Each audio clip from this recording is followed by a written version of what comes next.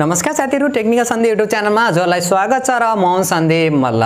So guys, मोटोरोलाले आफ्नो मोटो जी series का दुईवटा कमालका स्मार्टफोन मोटो G40 फ्युजन र मोटो G60 लाई चाहिँ इन्डियन बजारमा लन्च गरिसकेको छ।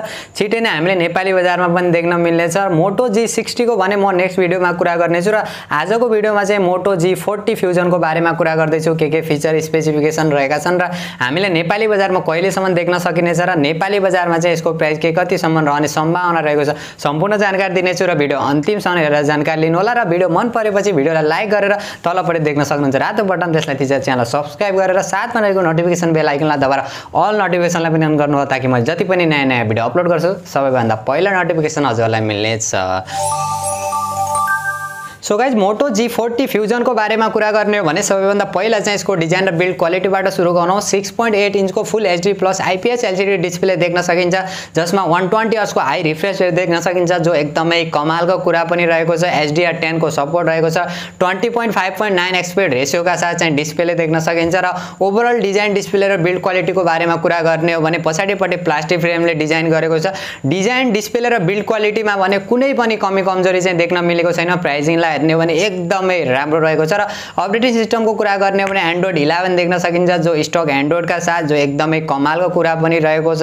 हामीले यसमा कुनै प्रकारका पनि एड अफ ब्लुटुथ पनि देख्न मिल्दैन, जो इन्ट्रेस्टिङ कुरा पनि रहेको छ। र प्रोसेसरको बारेमा कुरा गर्ने हो भने यो स्मार्टफोनको एकदमै कमाल र इन्ट्रेस्टिङ कुरा भनेको यही प्रोसेसर हो, जो क्वालकमको स्न्यापड्रागन 732G चिपसेट प्रोसेसर चाहिँ यसमा देख्न सकिन्छ। एकदमै राम्रो रहेको छ। गेमिङ परफर्मेन्स पनि एकदमै कमालको देख्न सकिन्छ। Adreno 618 GPU का साथ देख्न सकिन्छ, जो 8 नैनोमिटर फेब्रिकेसन र 64 बिट आर्किटेक्चरमा बनेको छ। एकदमै कमालको चाहिँ एकदमै पावरफुल प्रोसेसर रहेको छ। क्यामेराको कुरा गर्ने हो भने पछाडिपट्टि तीनवटा क्यामेरा देख्न सकिन्छ, जो main camera 64 megapixel, second camera 8 megapixel र third camera 2 megapixel plus LED flash पनि रहेको छ। र इन्ट्रेस्टिङ कुरा चाहिँ हाम्रो यो सेकेन्ड क्यामेराले चाहिँ दुईवटा सेन्सरको काम गर्छ, एउटा माइक्रो सेन्सर र एउटा अल्ट्रा वाइड सेन्सरको पनि काम गर्छ, जो एकदमै राम्रो कुरा। चारवटा क्यामेरा दिएर चारवटा सेन्सर दिनु भन्दा चाहिँ तीनटा क्यामेरामा एउटा क्यामेरामा डबल सेन्सरले काम गर्ने एकदमै इन्ट्रेस्टिङ र कमालको काम पनि गरेको छ। र यसको जुन फ्रन्ट क्यामेरा भने 16 मेगापिक्सलको देख्न सकिन्छ। ओभरअल क्यामेरा फिचर र क्वालिटीको बारेमा कुरा गर्ने हो भने कुनै कमी कमजोरी यसमा देख्न मिल्दैन। प्राइसिङलाई हेर्ने हो भने एकदमै राम्रो रहेको छ। सम्पूर्ण फिचरहरू क्यामेराका सबै देख्न मिल्छ। र यसको जुन पछाडिपट्टि चाहिँ रियर माउन्टेड फिंगरप्रिन्ट सेन्सर देख्न सकिन्छ।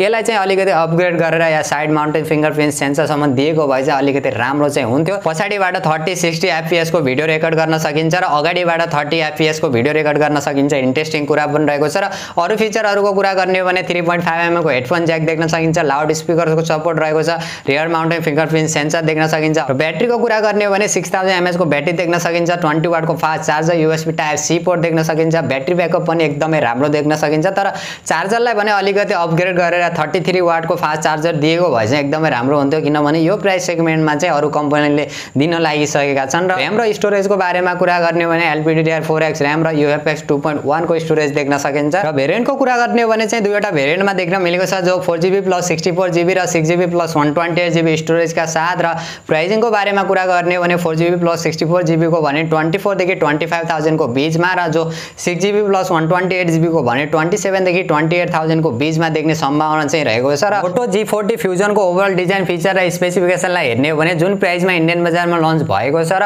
जुन प्राइसमा हाम्रो नेपाली बजारमा लन्च हुने तयारी गरिरहेको छ, त्यो प्राइसिङलाई हेर्ने हो भने एकदमै कमालको स्मार्टफोन रहेको छ।